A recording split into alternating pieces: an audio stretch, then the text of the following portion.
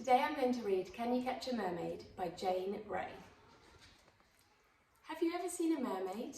Have you ever seen a shimmering tail and some strands of greeny gold hair turning in the water? Maybe not, but did you know that sometimes, just sometimes, a mermaid can turn her fishy tail to legs and come ashore? As long as she keeps hold of something from her ocean home, she can return to the water. But if she should lose that something, she is trapped on land forever. This is the story of Eliza, who really did see a mermaid.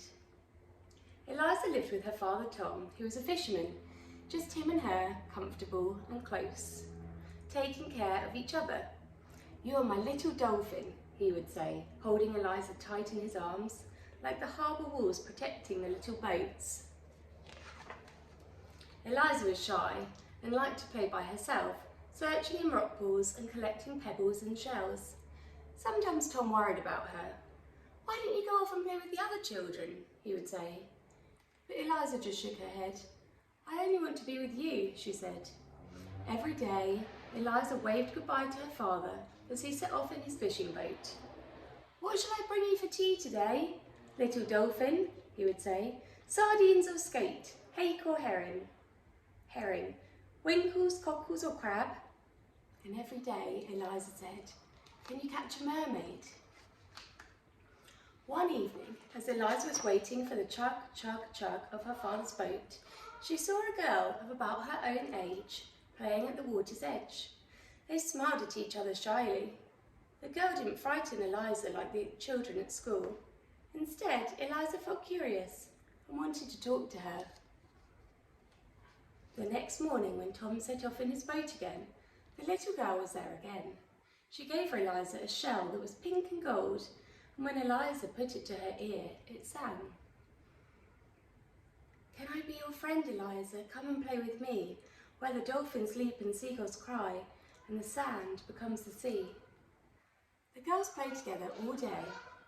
By the time the evening came and it was time for Eliza to go home, it felt as though they had known each other all their lives. Her name was Freya, and she had long greeny gold hair and pale, pale skin. Her eyes were the colour of stormy seas, and all about her was the scent of salt and rock pools. Around her neck she carried a beautiful little mirror, inlaid with pieces of coral and mother of pearl. "Sing with me, Eliza," Freya called out, and she taught Eliza songs so beautiful they had to be shared. "Dance with me, Eliza," she said, and they danced together in the sea breeze. Eliza didn't know where Freya came from or where she went to at night. Sometimes she was there, and sometimes she wasn't, and then Eliza was as lonely as a sandpiper. But one morning, Eliza found Freya crying, running up and down at the water's edge, wringing her hands. "I've lost my mirror, it's gone, oh please help me to find it, please, for I can't go home without it. Without it I can't ever go home." And then Eliza realised who Freya was. Tom had told Eliza all about the mermaids, how they can come onto the land and go back into the sea if they keep something special from their ocean home with them. Freya was a mermaid, and the little mirror was her special thing. Eliza took Freya's hand. "Don't worry," she said, "we'll find your mirror." Eliza and Freya searched all day, back and forth like beachcombers along the shoreline, but they couldn't find the mirror.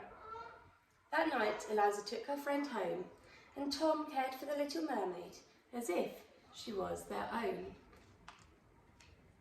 Deep in the ocean, Freya's mother was looking for her daughter.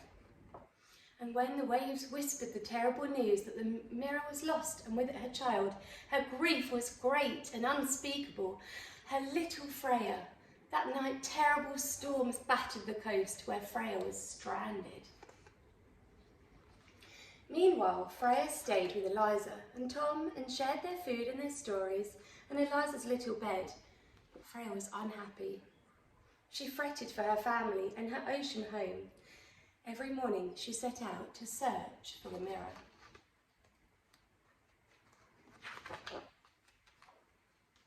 Now, Eliza had a secret. A few days after Freya's arrival, they were on the beach as usual looking for the lost mirror.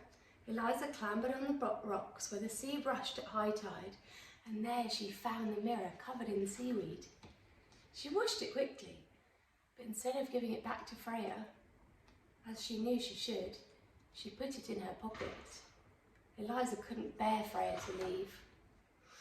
Eliza took the mirror home and hid it in her secret box, and when she was quite alone, she took it out and looked at herself in the watery glass. "I'll give it to Freya tomorrow," she thought. But as the days passed, Eliza kept the mirror secret.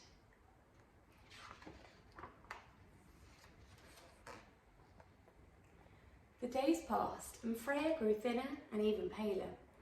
She no longer laughed or danced on the sand, but spent her days searching and searching for the lost mirror. The other families began to mutter about Freya. Their catches had dwindled to almost nothing since she had arrived, and now the weather was so dark and stormy, it was dangerous to put out to sea at all. One wild night, Eliza couldn't sleep. The waves crashed against the harbour wall.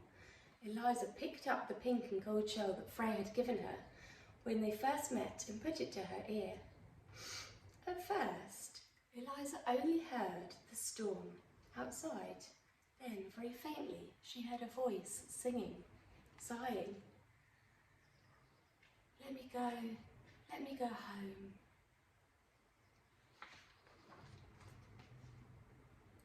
Eliza looked at Freya sleeping restlessly by her side. She knew what she must do. She crept to her hiding place, took out the mirror and gently tucked it into Freya's hand. Then she climbed back into bed and fell into a deep sleep. In the morning, the wind had dropped. Pale sunshine spilled into the room. Freya was gone. Tom set sail on a calm sea. Before he left, he held Eliza extra tight. "What shall I bring you today, my brave little dolphin?" Eliza smiled a sad little smile. But that day, Tom came back with the nets full of fish, and from then on the village fishing nets were always full, and Tom's was the fullest of all. And that day, Eliza made new friends. Now she loves playing with the other children. They collect shells and Eliza shows them how to build mermaids out of sand. When she puts the beautiful pink and gold shell to her ear, she still hears Freya's sweet voice singing to her, and the songs she sings are of her ocean home and the silver fish that play there.